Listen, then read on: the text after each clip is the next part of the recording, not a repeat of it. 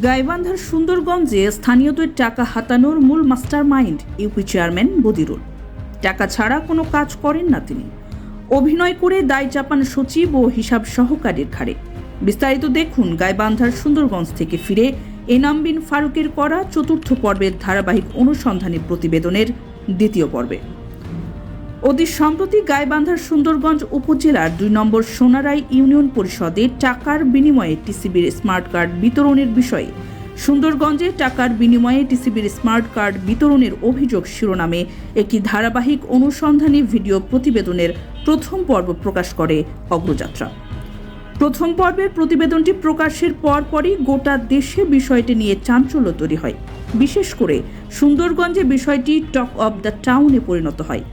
প্রথম পর্বে সোনারাই ইউনিয়নের চেয়ারম্যান বদিরুল নিজের দায় এড়িয়ে টাকার বিনিময়ে টিসিবির কার্ড দেওয়ার দায় চাপান ইউপি সচিব শফিকুল ও হিসাব সহকারী মিলন চন্দ্র দাসের ঘাড়ে। কিন্তু ভুক্তভোগীদের অভিযোগ এই সবই চেয়ারম্যানের অভিনয়। মূলত ইউপি চেয়ারম্যান বদিরুলই এই ঘটনার মূল নাটের গুরু।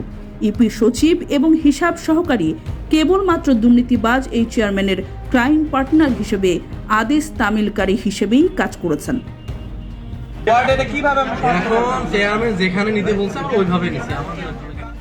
সোনারাই ইউনিয়নের স্থানীয়দের সাথে কথা বলে আরও জানা গেছে, ইউপি চেয়ারম্যান বদিরুল শুধু টিসিবির টাকায় হাতাননি, বরং বয়স্ক ভাতা, বিধবা ভাতা, মাতৃত্বকালীন ভাতা সহ যে কোনো সরকারি বরাদ্দের টাকার ভাগ বসাতে কখনো দেরি করেন না তিনি।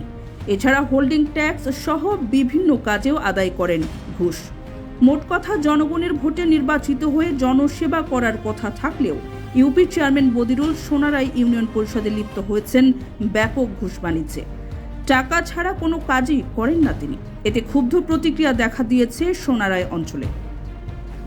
দর্শক, বিতর্কিত ও দুর্নীতিবাজ ইউপি চেয়ারম্যান বদিরুল কর্তৃক ইউনিয়ন পরিষদের সরকারি ফ্রিজ, টিভি সহ অন্যান্য মালামাল নিজের বাড়িতে নিয়ে যাওয়া এবং এ যাবৎকালে তিনি বিভিন্ন খাত থেকে মোট কত টাকা হাতিয়েছেন তার বিবরণ থাকবে ধারাবাহিক অনুসন্ধানী প্রতিবেদনের তৃতীয় পর্বে।